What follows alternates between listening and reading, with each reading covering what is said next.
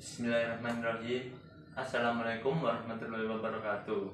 Segala puji bagi Allah Subhanahu wa Ta'ala yang telah melimpahkan banyak nikmat dan karunia-Nya kepada kita, mulai dari nikmat sehat, nikmat lapang, hingga nikmat yang tiada tara nilainya, yaitu berupa nikmat iman dan Islam. Semoga kita senantiasa diberi hidayah oleh Allah Subhanahu wa Ta'ala, sehingga kita bisa mensyukuri semua nikmat yang Allah berikan kepada kita. Kedua kalinya, tak lupa semoga sholawat dan salam tetap tercurahkan kepada Nabi akhir zaman, Nabi Muhammad SAW, beserta keluarga dan sahabat-sahabatnya yang telah menuntut umatnya dari zaman jahiliyah kepada zaman yang terang benderang, yakni adinul Islam wal iman. Semoga kita semua kelak mendapat syafaatnya di yaumul kiamah. Amin.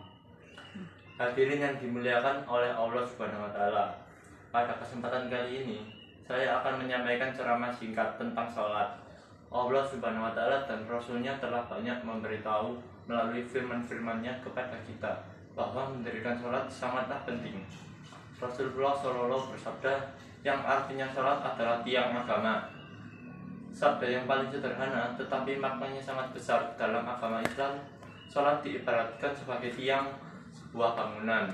Jika kita tidak melaksanakan sholat, diibaratkan tiang itu rapuh atau roboh, sehingga bangunannya juga ikut roboh, malah karena tidak ada lagi penyangga.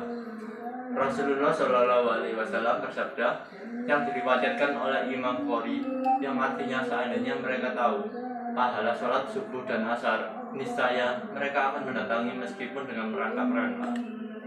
Dalam setiap sholat subuh yang kita jalankan, terdapat banyak keutamaan yang bisa kita dapatkan. Salah satu keutamaan yang bisa didapatkan dengan melaksanakan sholat subuh, yaitu mendapatkan persaksian dari malaikat subuh. Begitu juga dalam sholat wajib yang lain. Allah selalu menawarkan pahala yang banyak pada hamba-hambanya yang beriman. Hadirin yang dirahmati Allah Subhanahu wa Ta'ala, dalam pelaksanaannya, sholat tidak hanya menjadi sekedar kewajiban yang harus dikerjakan. Lebih dari itu, sholat merupakan salah satu bukti seseorang beriman terhadap Allah Subhanahu wa Ta'ala. Berapa banyak sekarang manusia yang dengan mudahnya, bahkan tanpa ada rasa sesal, meninggalkan sholat. Berapa banyak orang yang santainya meninggalkan sholat subuh karena menonton bola semalaman. Berapa banyak pekerja rela meninggalkan sholat demi kebahagiaan dunia semata. Pertanyaan-pertanyaan di atas sudah seharusnya kita membuktikan dengan selalu menjalankan sholat wajib dalam keadaan apapun. Dalam sebuah hadis sahih menjelaskan bahwa yang membedakan antara orang mukmin dengan kafir adalah sholatnya. Allah Subhanahu wa Ta'ala berfirman dalam Quran surat Al-Ma'un ayat 4-5. Allah Subhanahu wa Ta'ala berfirman, "Fawailul lil musallin alazinnahum ma'am sholatihim sahun."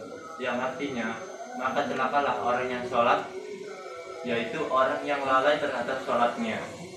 Dalam surat ini, Allah Subhanahu wa Ta'ala mengawali kata celaka bagi orang-orang yang lalai dalam sholatnya, karena kalimat ini seringkali dalam surat ini Allah Subhanahu wa Ta'ala mengawali kata celaka bagi orang-orang yang lalai dalam sholatnya, karena kalimat celaka ini seringkali oleh Allah digunakan untuk menasihati orang kafir, dengan arti lain bahwa orang yang lalai terhadap sholatnya maka disejajarkan dengan orang kafir. Sehingga tidak heran jika dalam hadis Nabi Muhammad yang telah dijelaskan sebelumnya bahwa yang menjadi pembeda antara mukmin dan kafir adalah dari sholatnya. Hadirin yang dirahmati Allah Subhanahu wa Ta'ala, sebagaimana yang telah disampaikan oleh Rasulullah SAW dalam hadisnya mengenai keutamaan sholat, sebagai umatnya melakukan sholat wajib 5 waktu ini dengan hati yang lapang adalah sebuah kewajiban. Selain itu, dalam menjalankan sholat harus dengan penuh kesyukuran, keikhlasan, dan juga keistiqomahan, sehingga kita dapat terhindar dari golongan orang-orang yang lalai dalam sholat. Sebelum saya menyelesaikan ceramah pada hari ini, mari kita berdoa kepada Allah Subhanahu wa Ta'ala akan kita dijauhkan dari perilaku yang dengan sengaja dan dengan mulutnya melalaikan sholat. Semoga kita selalu diberikan kemampuan untuk saling menasihati dalam kebaikan dan menjauhi segala larangan. Wassalamualaikum warahmatullahi wabarakatuh.